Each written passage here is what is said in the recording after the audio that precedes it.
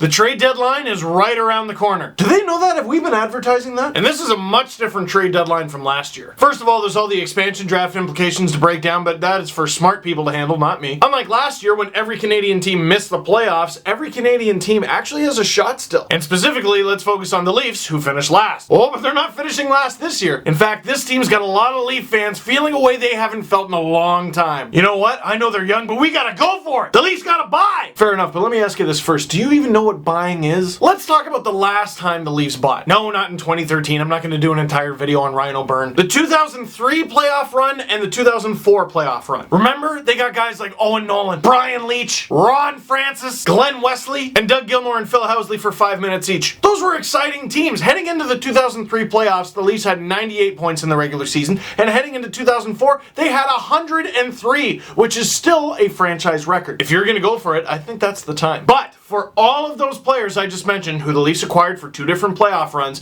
it cost the Leafs 1 roster player, 3 prospects, and 8 draft picks. Those players who the Leafs got at the deadline played a combined 40 playoff games for the Leafs, put up 15 assists, and 0 goals. The player, prospect, and picks that the Leafs traded away have played close to 2,600 NHL games and counting. That being said, if the Leafs won, we wouldn't care. We'd have statues of everyone from that team spread over the city like those moose statues. Just throwing this out there in case you're getting too excited about Kevin Shattenkirk. Look, I'm not saying don't take your shot, but if you take your shot, you better not miss.